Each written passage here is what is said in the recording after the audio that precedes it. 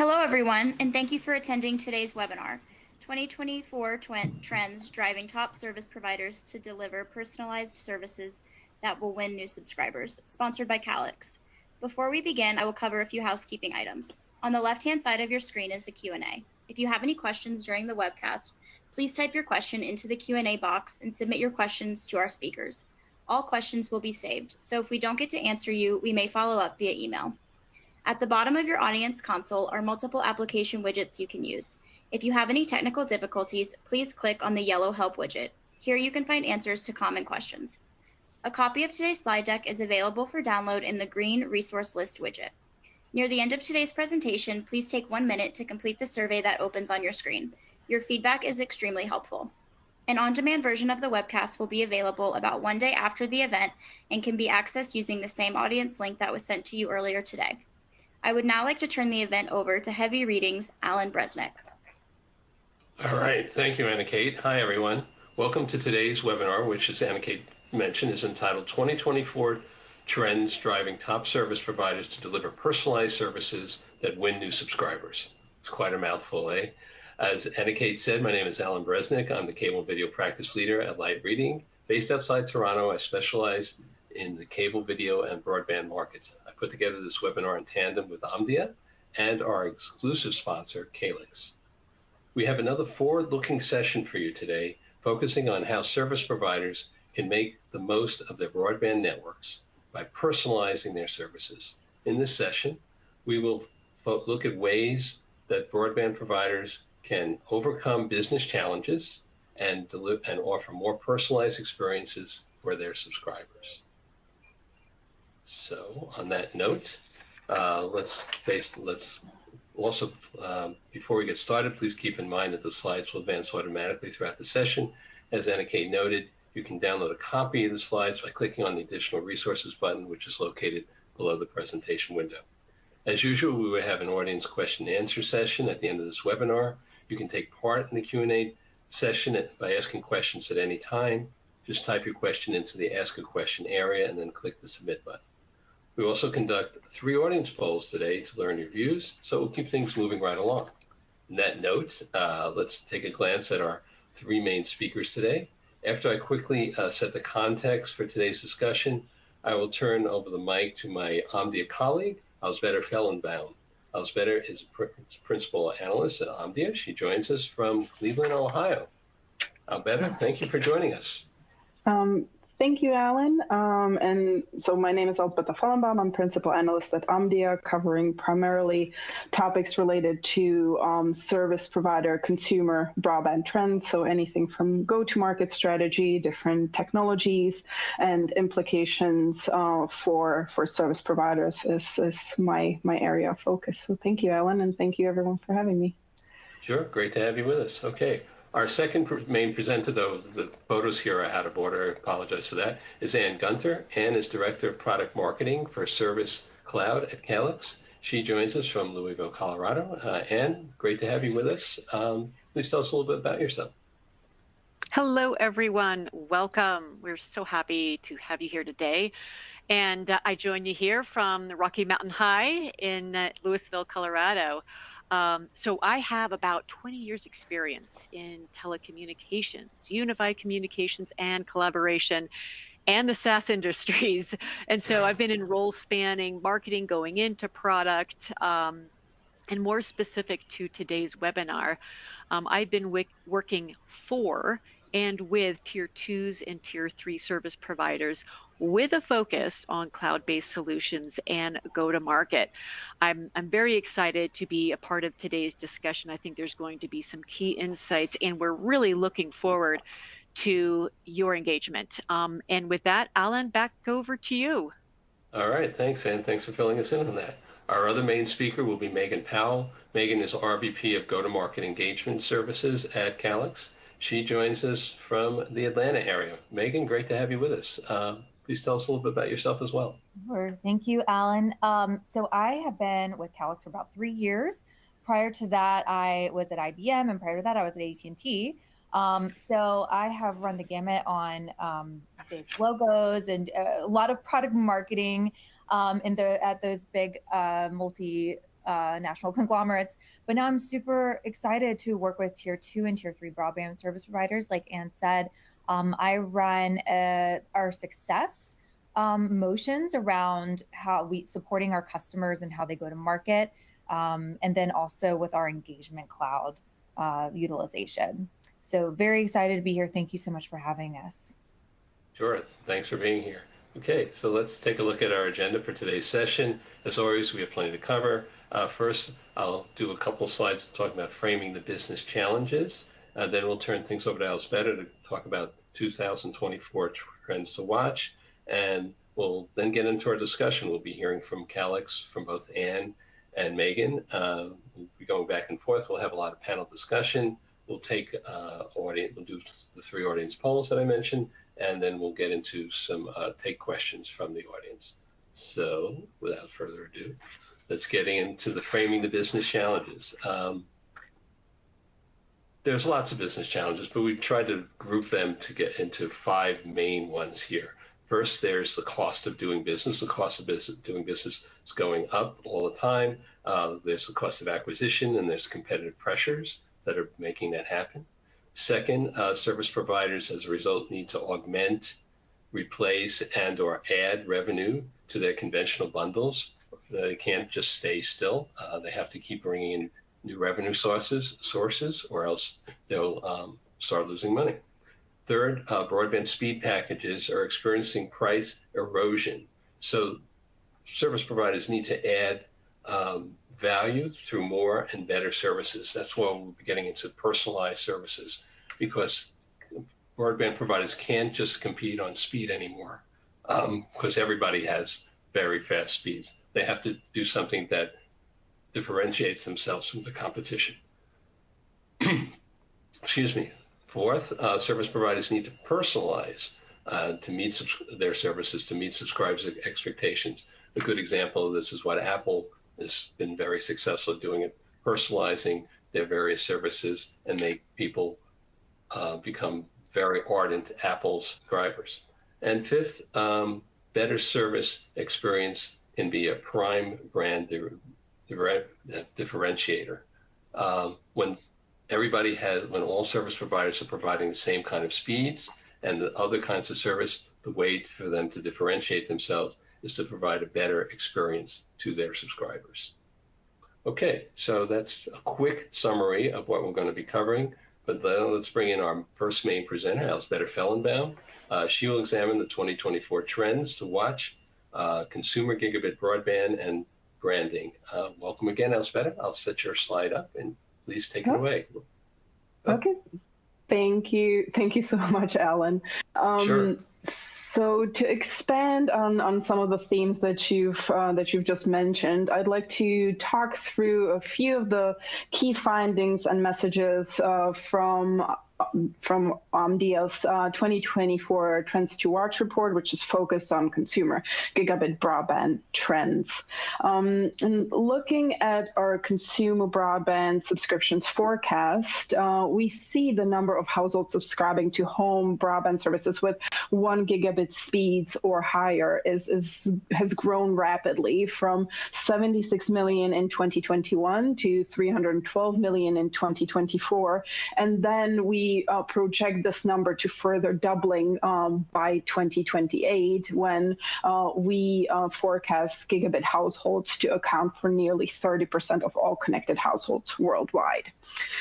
We also see an increasing number of service providers now offering home broadband plans with 10 gigabit speeds, either on just the download or even symmetrical. And this is being done primarily as a means of differentiation in the increasingly competitive gigabit market, which is a practice that, if not done right, can lead to cannibalization of the high premiums that should be associated with those 10 gigabit offers. So how else can service providers compete and differentiate rather than on just speed? So one way is to promote the quality of experience rather than pure speed and focusing on the customer's home network.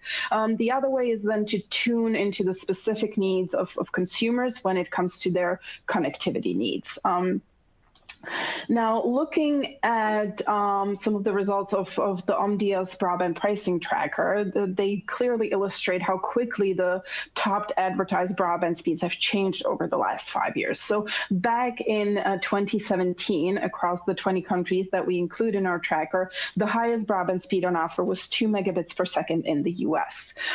By the second quarter of 2023, gigabit broadband services were available in 17 of the 20 countries, and multi-gigabit services were offered in 8, and 10 gigabit services in 4.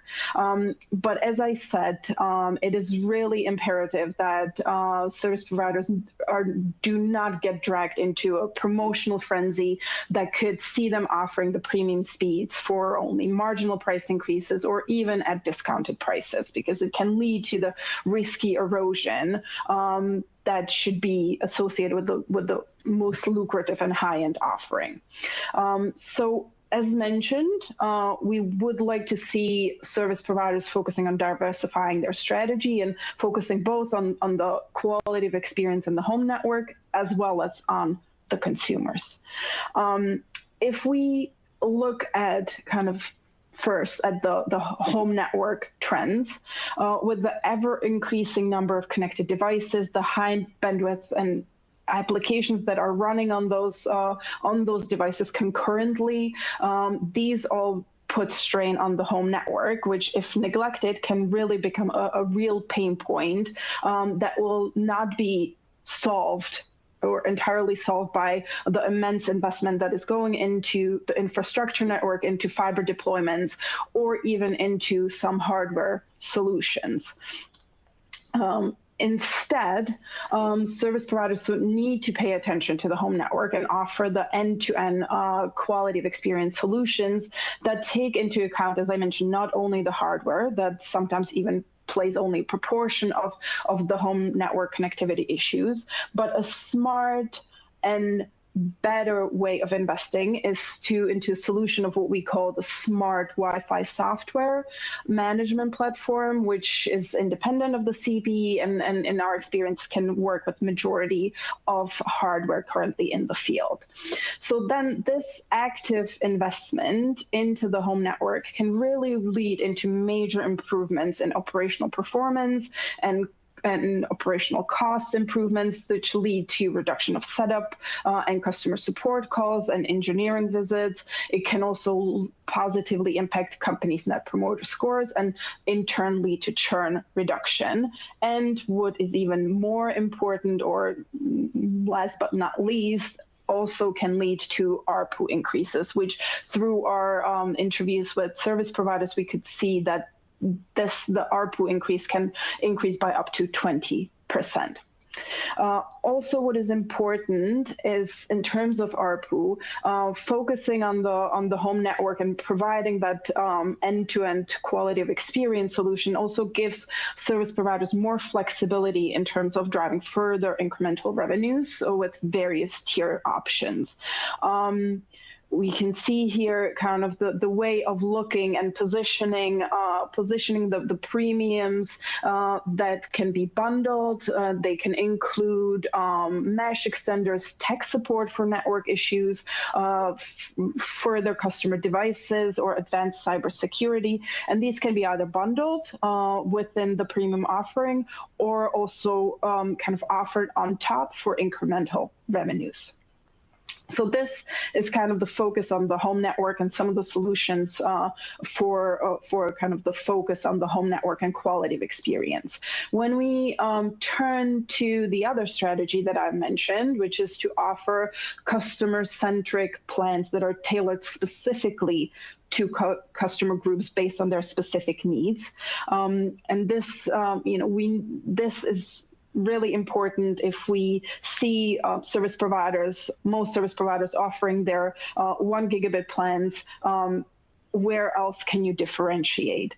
Well, rather than pushing just higher and higher speed plans to high-end users, these customers should be targeted based on their user preferences, based on what matters to them the most. So these can include offering dedicated Wi-Fi traffic streams for home workers, higher bandwidth for home workers. Of course, for gamers, latency and low packet loss is essential. For families, parental controls such as screen time management and content management is essential. Social media users and influencers will prefer or will want to have high quality resolution for upload videos. And for people who are entertainment buffs, high quality 4K video for all of the content that they want to consume is a must. And we also see that users are willing to pay more for things that matter to them. So there really is a potential to tap into this opportunity with these tailored offerings. We see that reliability and great customer experience is what matters, sometimes even more than a speed plan or speed of the plan or a cost. But with most traditional offers, consumers are just left to choose their broadband service based on speed or technology tiers. Consumers still understand that one is better than 300 megabits or one is worse than 2 or 8. But if they are presented with a solution that really speaks to them and to what they're experiencing, then this really that connection with the consumer can really help with the customer relationship for the service provider and kind of help them be more loyal and help consumers choose that service provider over a competition. So what should service providers do? Make both service offerings and customer service interactions as personalized and as relevant as possible, and also make incremental increases for better service delivery that feels relevant to consumers. Charge more for the dedicated bandwidth for working from home or for the enhanced upload speeds. All of these can then not only improve the customer relationships and customer loyalty, but also drive new revenue and lock in the household. So with that, I will leave it. Thank you so much, and I will let the mic go back to Alan. Thank you. All right, thank you, Elspeth. That was great. Thank you for taking us through all that. Okay, so what we have here is our first audience poll. It should be on your screens now. The question is, what are your business challenges or focus areas going into 2024? We give you 5 choices. Please select as many as you'd like. The first choice is, there are new entrants in my markets, or we are doing business in a competitive market. Second is, profit margin is declining due to rising costs of doing business or pressures to lower prices. Third is, we need to identify revenue replacement with funding programs going away. Fourth is, we need to reduce subscriber churn and increase customer satisfaction. And fifth, overall business growth and subscriber acquisition objectives. Now, it will take the On24 system a minute or two to compile all the results. So while we're waiting, let's bring back Elspeth for, let's bring in Anne for a quick question. Anne, what are you seeing? Thanks for joining again.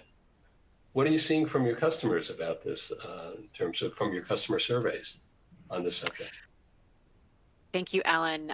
Great question there. So, and it's an interesting area to kind of unpack here is the business challenges, right? This is actually a recent broadband service provider survey, and from that, we gleaned that there's about 46% of the general managers who are concerned about churn. That's one of the options here. As you can imagine, there's a lot of focus on growth. At the same time, there's a high priority on keeping the customers, retention. How is churn mitigated, right? So there's obviously from that support angle, that's a huge emphasis of looking at how can that experience with the subscriber in the day-to-day be improved, be even more personalized to help retain, right? Lower churn. And as we get into this, we're going to be talking about some key insights and best practices along that way. So I would be actually very interested to hear from this audience if that's one of your challenges. Okay, well, thanks for that, Ann. Sorry, I went off video just because it's easier for me to see the responses from the audience. Okay, sure, sure. Let's take a look at what we got here. It looks like the lead choice is overall business growth and subscriber acquisition objectives. 31% have chosen that. Second, right behind it, is there are new entrants in my markets, or we are doing business in a competitive market, 28%. So those are by far the two leading choices. Interesting. Is this what you would have expected, Ann, or any surprises here? Well, it's always great to have the audience feedback, right? I mean, this is really about, we want to learn about your environment. This will obviously help to further engage as we go through the conversation. When looking at overall business growth and subscriber acquisition objectives, absolutely. As I mentioned in that BSP survey, growth is definitely top of mind. So that makes very, very good sense. Also, there are new entrants in my markets, or we are doing business in a competitive market, right? When we see more funding becoming available, right, that is obviously increasing the competitive pressure, right? And so that's another area that we would definitely like to hone in on in today's discussion. So thank you for the feedback. Oh, sure. Thank everybody for participating in the poll. Let's go and move on to our second section here, which I think, Megan, I think you're taking us through this part. Sorry, this slide did not show up too well. So let me just tell you what that slide says. On the left side, it would I'm sorry about that. No, that's all right. You know what? We can pivot really easily. So subscriber experience is your brand, and the bar is set high. Oh, yep. Okay. There we go. So I think we tend to consider, and this is not just specific to the broadband industry, this is all industries. We look at who's to our left and to our right. I saw that there's some concern about competitive pressures and you're doing business in competitive markets, or there's new entrants coming into your markets. And so we tend to look at how are our competitors positioning themselves, what is their messaging, and what is the broader broadband industry doing. But it's also really important to consider how consumer brands that your subscribers interact with on a day-to-day basis and are very much a part of their lives, how are they setting the experiential bar? And really think about how that is likely going to be setting their expectation on how they interact and transact with you going forward. And when we look at what some of our great consumer brands have in common, I don't think any of these brands I have on here are, foreign, or haven't at least heard of them before. So taking a little bit of inspecting this a little bit further, what do these great brands have in common? Well, they offer great customer experiences. As asserted in the last slide, when we said that subscriber experience is your brand, the experience that you are putting forth and that you are crafting and curating for your subscribers, that really is your brand. And that can mean, how are your field techs interacting with your subscribers? How's your customer service department interacting with customers? They are your brand ambassadors, and how are they exerting, or what kind of experience are they offering? Secondly, they build emotional connections with their customers. Brands that evoke a feeling are incredibly powerful. I had not really thought about John Deere in this capacity, but one of my colleagues brought it up. So the John Deere tagline, you probably know it, is that nothing runs like a deer. And they have been in market with that deer logo for 155 years. And the Nothing Runs Like a Deer logo came about in the 70s when they were just starting to advertise their snowmobile line. So just a little history there. I think that's super interesting. but the John Deere logo, it feels like you know it's going to work. You know that it is going to get the job done, and there's a lot of faith and brand loyalty around the John Deere brand and logo. And then thirdly, great brands deliver great customer value. So one to kind of look a little closer at is the Harry's brand. Some women may not be familiar, but Harry's is a razor blade brand, and it's really geared towards men. But at face value, a razor blade is a little small thing. But if you think about the absolute hassle that has become buying razors, I don't know how it is in your neighborhoods, but when I go to my local drugstore, all the razors are locked up behind a panel, and I have to go and ask someone to come unlock the panel and let me put the razors in my basket. I'm sure it's because of their breakage costs, and that's an easy thing to lift. But what an odd scenario we're in with razors. So Harry's has been super responsive to this market condition.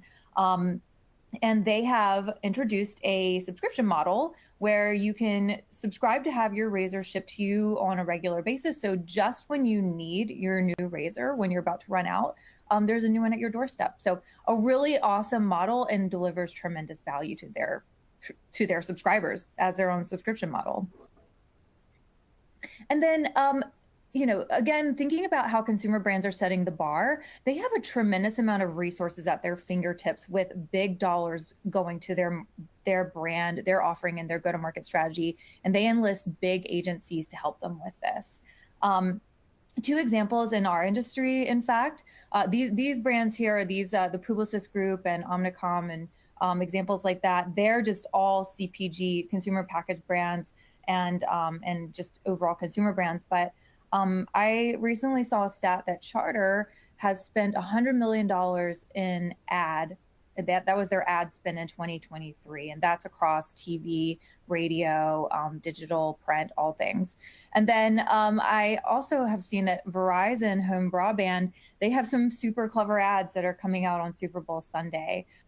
So just something to think about. Even if you don't directly compete with Charter or Verizon, your customers are likely seeing their ads and are running comparisons consciously or unconsciously with their own home broadband experience. And so how we're seeing our industry respond to competitive pressures and to how, where they're seeing, big ad spend is they're falling for the rather attractive pitfall of dropping price and advertising on speed.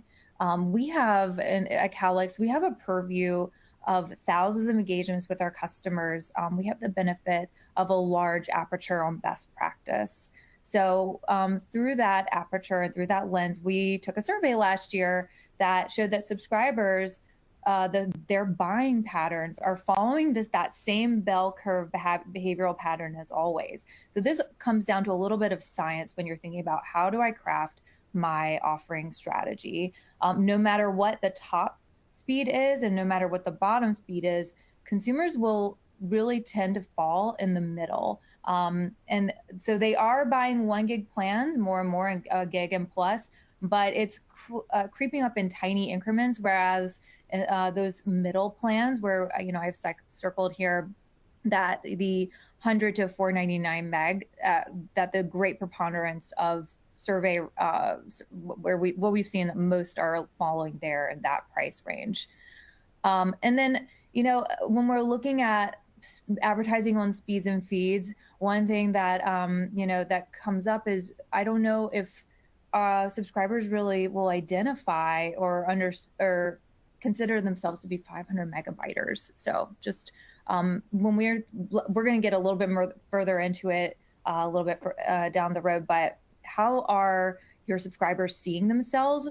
How can you speak to them in a way that they truly relate to on a personal level? So Anne, I'll turn it over to you.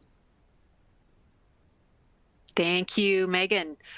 So folks, there's such a variety in relation to subscriber expectations, right?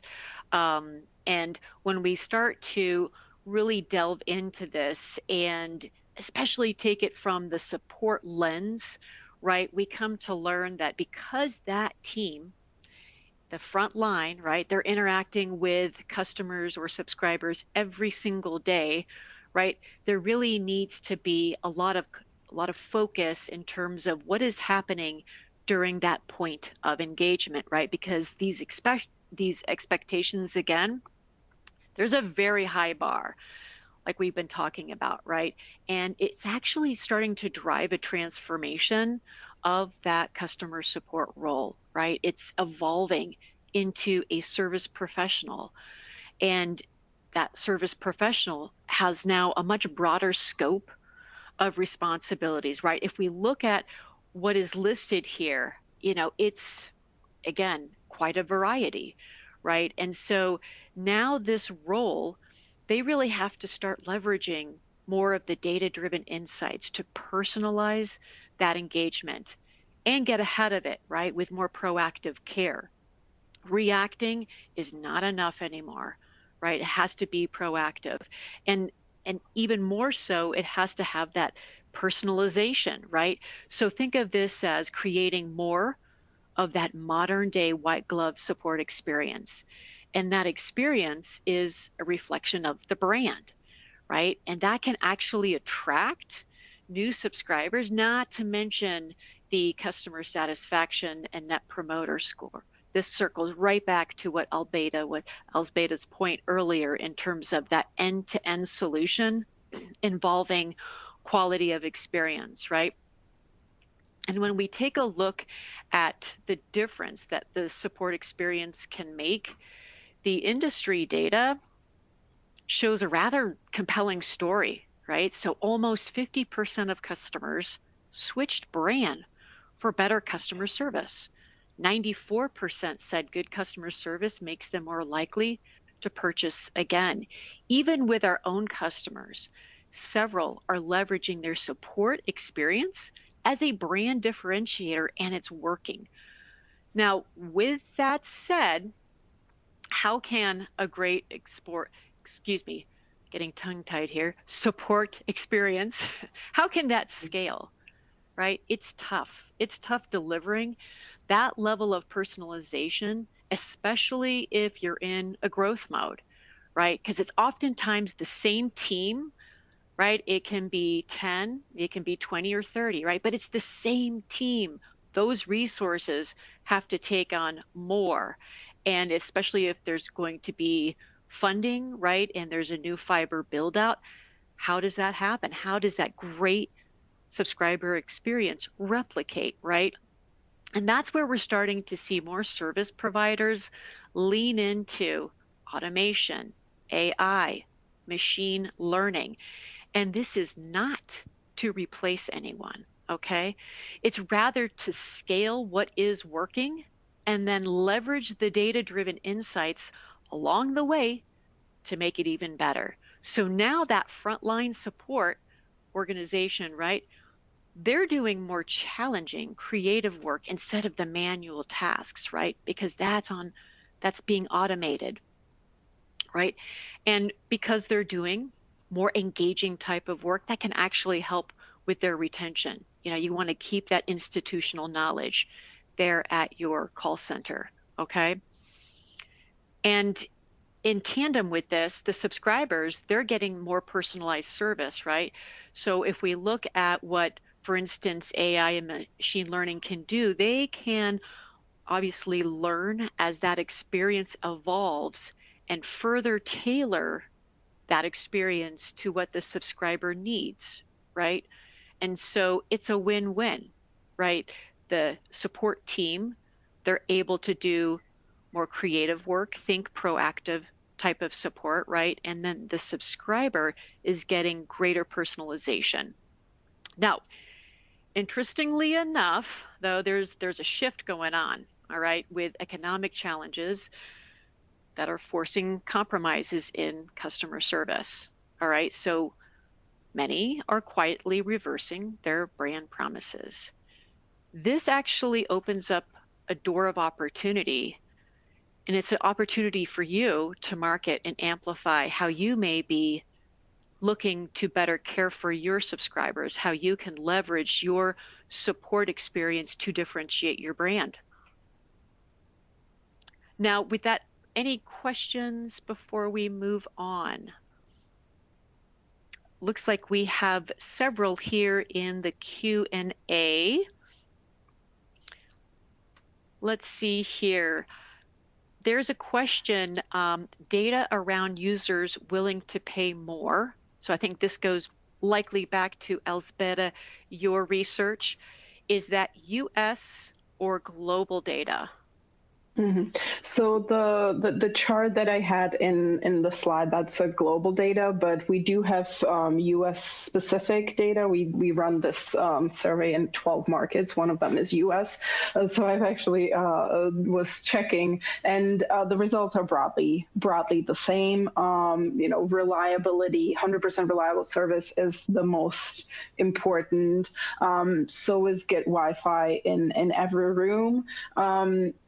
The speed comes kind of third, and low cost is kind of same as in the chart, kind of the fourth or fifth. So yeah, it is true for the US market as well. Okay. I mean, it's still important, but I think reliable service is the key. Right. Great question. Okay, another question. With the U10 Calix router, I would like to hear how others are handling customers who have equipment that can only take the 2.4 gig and has a hard time differentiating the 2.4, 5, and 6. Do you create a separate 2.4 gig automatically? That's gigahertz. If folks have comments along that line, please share. For this particular participant, I see that you're a Calix customer. Thank you very much. And I can connect you with your customer service, your customer success manager, who can help to share best practices along this line, just as an option for you. Okay.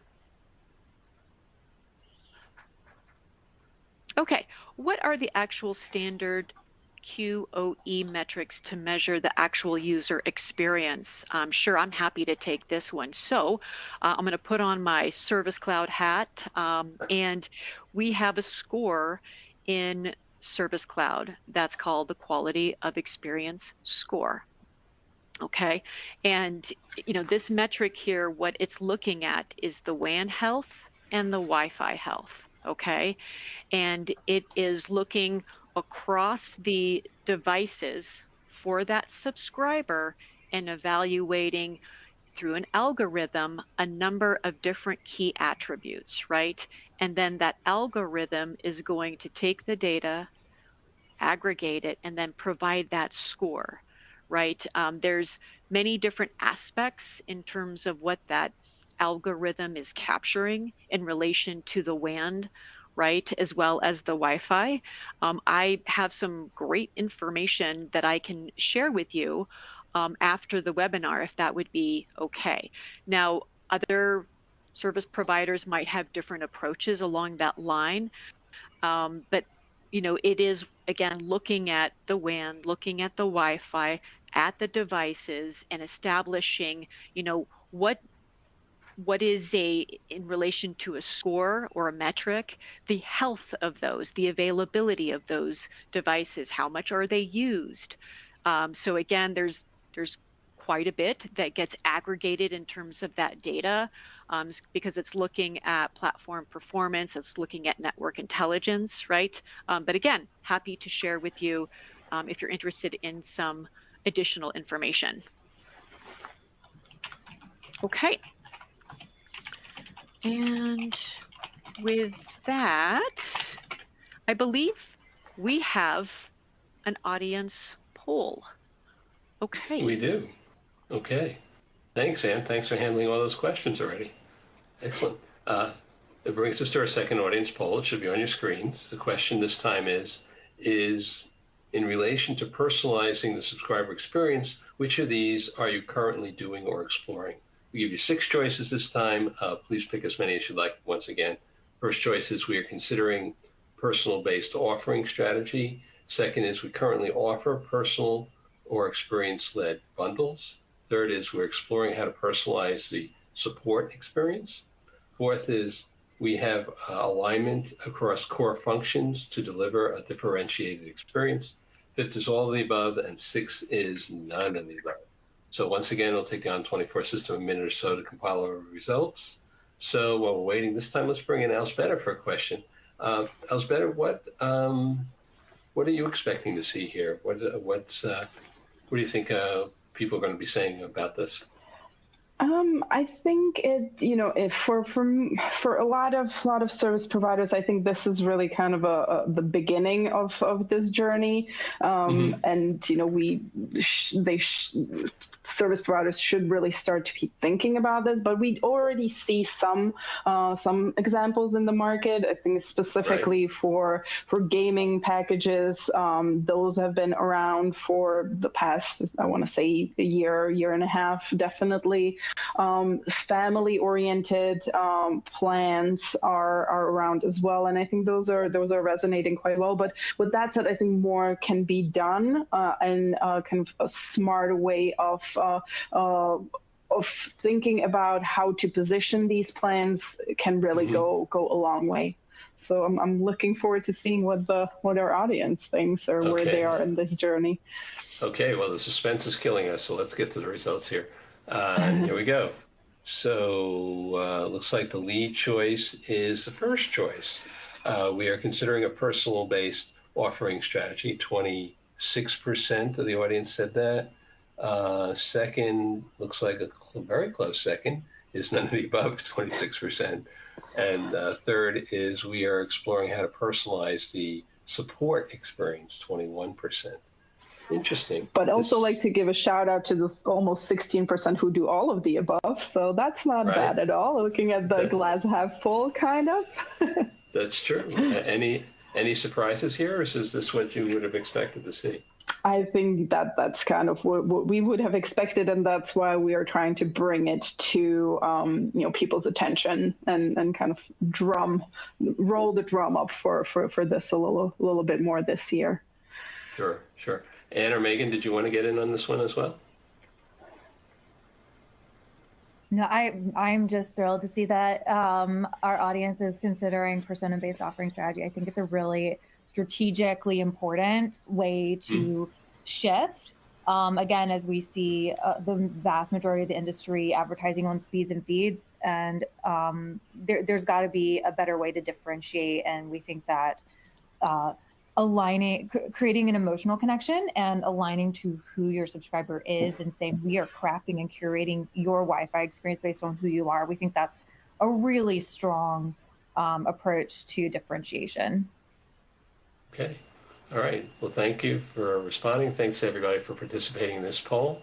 And now we're going to move on to the next part of our presentation, which I think is Megan, but I'm not totally sure. That'll be, yes. Thank you. Thanks, Alan. Okay. So I have been, Elzbieta's data is fabulous. I think that what she and Omdia bring to the table is such an important data. It can really help craft how we are responding to markets and, what consumers just in general are looking for. Another trend that you may have noticed is that generative AI is really coming onto the scene and becoming less of a industry driven or less of a sort of business driven initiative and landing in the laps of the day-to-day consumer. And the effects of this are really huge on how it's just in the nascent stages of reshaping how people are experiencing the internet. We could see it as an upgrade from transactional internet experience to more personalized. So the generative AI is using large language models to conduct more of a two-way conversation rather than a single-threaded search with non-contextualized responses. So you can go into the AI tools and say, I want to, rather than I want a. So what might we see happening? People may be feeling more understood. They can find the most personally relevant products, services, and experiences online as a result. For your business, this technology's flexibility and nuance present a really amazing opportunity to shape a more relatable, human-like representation of your brand, and one that can build customer relationships in a meaningful way. And again, it really raises the bar on how consumers at large will expect to interact with companies and how they make decisions on who they transact with. So the question to ask is, are you driving your brand in a meaningful and authentic way? Are you crafting what you offer to your market so that they match that degree of personalizations that they are coming to expect and that they're experiencing elsewhere on the internet?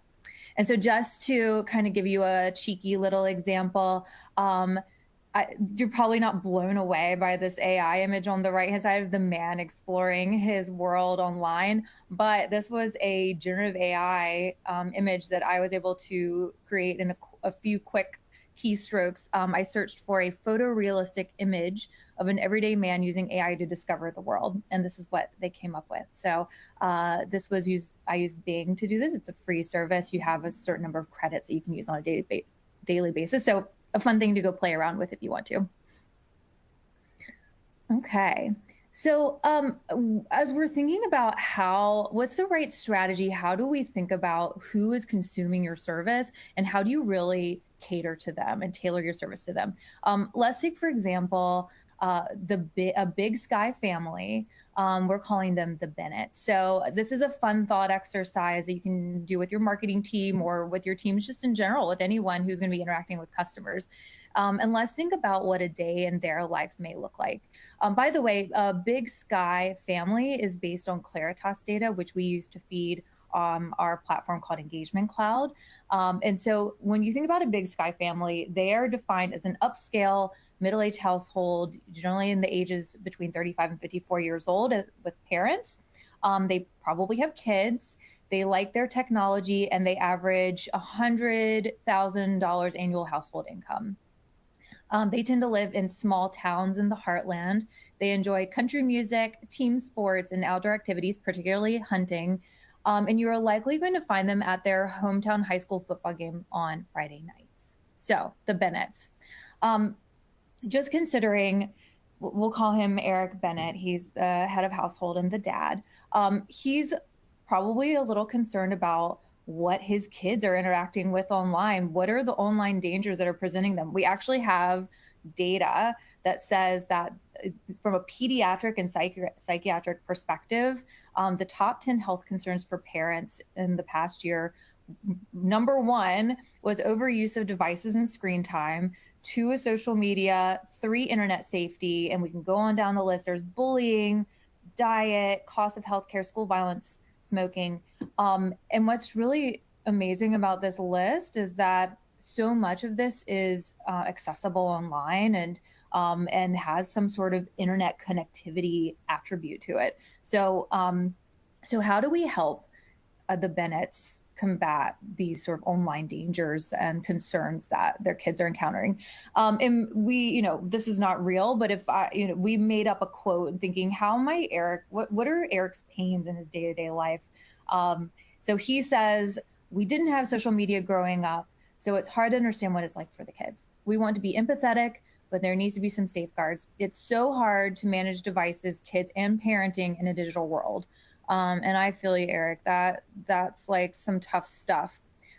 So when we look at the Bennetts and understand what their digital footprint is like, we have, at Calix, we have tremendous tools that are cloud-based that help you have a 360-degree view and perspective of what your subscribers' experience is. So I can look at the Bennett's household. I personally cannot. Calix does not have access to this data. By the way, this is our customers have access to this data. You can see that you have household members that are working from home during the day, that they enjoy streaming on the weekends, that they have lots of personal devices abound. The kids are active on many forums in social media, and that they occasionally hit their service limit, which may cause some frustration. And so let's think about how we can respond to that with a family package. That seems like that's the right thing to them. So I would be using engagement cloud, or I would be catering to them and targeting them with messaging and positioning and a specific package that is geared towards a family and what their Wi-Fi experience is. This is a little bit of fine print, but at a high level. So first of all, I want to call out that many of our customers offer an incredible level of service that's just part and parcel to their Wi-Fi that they offer everyone. What we're seeing is that there is a tremendous opportunity to amplify the degree of value that is offered just BAU or business as usual. And that could come in the format of tailored Wi-Fi optimization or helping the homeowner set up connected devices on new service. I've seen it run the gamut with our customers. They do so much for their subscribers. Additionally, for a family, we have home network cybersecurity baked in. The parents are alerted if there's potentially dangerous exchanges on social media with Bark, the Bark managed service. They can see when the kids get home from school, and they have a degree of home security with connected cameras. And they are able to get connected at the Friday night football game with community Wi-Fi. And this is all supported by a GigaSpire in the home and managed with a subscriber-facing application that gives them visibility and controls into all aspects of their Wi-Fi. And then if we look at, okay, so family package, that's great. What else? What other directions could we go? Maybe you set the baseline by offering the app and have whole home managed Wi-Fi and that cybersecurity and parental controls. Parental controls could also come in the format of I'm a work from homer and I want to prioritize my Zoom meeting so that my kids like streaming in the next room doesn't kick me off my Zoom. You could also have home monitoring with the cameras again, social media monitoring, could offer an outdoor lifestyle. We have hardened units that you can put out by the pool, out on the barn, and have some outdoor connectivity. And then we're coming out later this year with an identity protection offering. So these are just the building blocks and really important tools that can be used to create the different packages on the right side. If it's a starter home, if it's a remote worker, gamer, early adopter, et cetera. And then one other thing to consider is your empty nester package and the starter home package. That could have the exact same components, but I would talk about it differently because I have a different audience intended. So for my empty nesters who might be retired and their kids have flown the coop, I might, talk about the Arlo security cameras being able to see package theft or to prevent package theft on the front porch. In the starter home, I might just position it completely differently depending on who I'm speaking to. So Anne, I'm going to turn this one over to you. Excellent, Megan. Thank you very much. Obviously, we're talking at great insight about the subscriber experience here, right? And how do we really deliver that, right? I wanted to lean into the teams that are orchestrating this, right? So let's think about our core functions: marketing, support, operations, right? They're looking at, with the new services, amazing market opportunity here. And how do we ensure that it is launched, ramped, and further supported and grown over time, right? Now, if we look at this slide here, okay, and we go from left to right, on the left, it's more of the convention, right? It's the siloed areas where we have product launches. That's a focus of marketing, customer support focus in terms of quality of service, okay? Now, here's the thing is that when a subscriber, they call in, they don't care that they're talking to the billing department or the marketing person or the customer support or NetOps, right? They're talking to your brand, right? And so it's really critical to look at how to break down these silos and lock arms, right? And that can be enabled in different ways. One best practice is to leverage cloud-based platforms that looks at pulling together the data that these teams are using and availing it in ways that help them better tailor that engagement and deliver that personalized subscriber experiences, right? And so this isn't just my opinion. When we look, for instance, at what we're seeing in the industry, according to Forrester, companies who are encouraging collaboration between marketing, sales, customer service, and other departments, they're reporting a 20% improvement in customer satisfaction scores. Organizations who foster collaboration across these functions, right, they're 2.5 times more likely to be leaders in customer experience. And that's from Harvard Business Review and from Bain and Company. Organizations that break down the silos and encourage this cross-departmental type of collaboration, they tend to outperform their competitors in terms of loyalty and advocacy. Right. And so we really want to encourage you all to take a look at how that subscriber experience is orchestrated across these core functions to really help deliver that exceptional subscriber experience. And we definitely understand that this is evolving, right? And it's being able to, here we go, to go on a journey, right, through this evolution. And as you can see here, there are some key milestones along that way. And with that, Megan, I believe that you have some color that you would like to share along that line. Sure. I have an eye on the time, and I know we have some questions, but I just really quickly, this is a view of how you might see your subscriber journey from the point that they discover who you are, all the way through to after they've said, yes, I want your service, and I want to, not only do I have your service, I love it so much, I want to talk about it on the social media, and I want to be an advocate for your service. So this is really, we have excellent advice. I run some workshops with my team. We're here to partner with you if you're willing and able to build out how you might optimize each touch point with your subscriber across this entire journey. That's the main point to make here, Anne. Thank you. Excellent, excellent. And just hopping into Q&A. And I think let's do the final poll first, and then we can go into Q&A. How about that? Absolutely. Cool. Okay, thank you both. It's been great. All right, let's take a look at our last poll. It should be on your screens now. We give you 3 choices this time. Please choose as many as makes sense. Once again, first choice, the question is, which of the following are you interested in learning more about? First choice is growing revenue with personal or experience-led offerings. Second is increasing subscriber satisfaction with more personalized services and support. And 3 is all the above. Once again, it'll take the ON24 system a minute or so to compile all the results. So while waiting for that, let's bring in somebody. Let's bring in Anne or Megan. Talk about what you're expecting to see. What do you think people want to hear more about?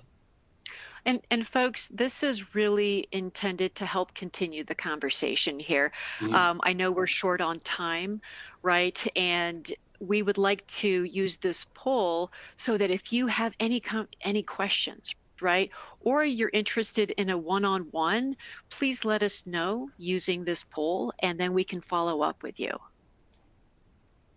Okay. So let's take a look at the poll results that we have so far. And it looks like all the above is the overwhelming choice. Almost 3/4 of our listeners went for that. So that's good research for Calix to follow up on. So thank you, everybody, for participating in that poll. Okay. Fantastic. Looks like we have maybe a minute left. Can we take a few Q&As here? Sure. Take your pick, Anne. Okay, great. My company's customer base is largely over the age of 54. How do you market to them? Yeah, in 60 seconds or less. I would focus first and foremost on ease and simplicity of the use, of what you're offering. So mobile app, a lot of our customers say, well, my subscribers are too old. They are not going to use a mobile app. They're not technology fluent. But what we've actually found, contrary to that sort of deep-seated belief, is that if you during the install process, if your field tech or if your CSR at some point introduces the mobile app, then it's a great way to self-serve. You feel like you aren't totally reliant on calling in and getting help with something. And they can, one of the top asks is to reset your password. They can do it on their own and also have visibility within the entirety of their Wi-Fi, which otherwise might feel like a deep dark hole. So that, and then additionally, if you think about getting older into the aging in place, that's a tremendous value that you can offer senior citizens. Let them stay at home for longer. And how do you leverage technology to enable that capability? One way would be having your connected cameras set up so your children can keep an eye on you. Those would be two quick hit ideas I would have. Hey, thank Fantastic. you both. Let's get one more question in there. I think this one might be for you, Megan. Is security of personal data a concern? Yes. I should study Alzbetta's findings a little bit more closely, but I can tell you definitively that I have absolutely seen that cybersecurity as a whole is a huge concern, data privacy. So one measure that you can take as a service provider is education. That is a great way to continue to showcase your value and to have touch points with your subscribers and put your logo first and foremost in front of them. Is to just have an educational series. Maybe it's via email, maybe it's on your website, but it's like, don't click on links, don't open attachments from people who you don't know. Be wary of spoof Wi-Fi. If you're out in the airport, don't just connect to any free Wi-Fi. It could be a trick. So, but there's just so much that you can cover on this topic. In our electronic content builder, if you're a customer of ours, we have a slew of materials that you can literally just download, repurpose, put your brand on it, and send it out to your subscribers. Okay, thanks. Well, I'm afraid that we've run out of time, so I'd like to thank you all out there for attending, and I'd like to thank our three main speakers today, Elsbetta Fellenbaum from Omdia, and Ann Gunther and Megan Powell from Calix. Let's give them all a big hand out there. This webinar will be archived on the Light Reading website for the next year, starting early next week. Within the next 24 to 48 hours, you should receive a personalized follow-up email with details and a link to today's presentation on demand. So feel free to review the webinar whenever you'd like over the next 12 months. This webinar is copyright 2024 by Light Reading. Presentation materials are owned or copyrighted by Light Reading, Omdia, and Calix.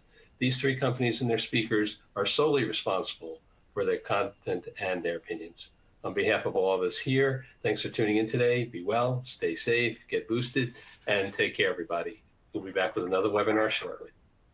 Thanks so much for your engagement. Thank you. Bye.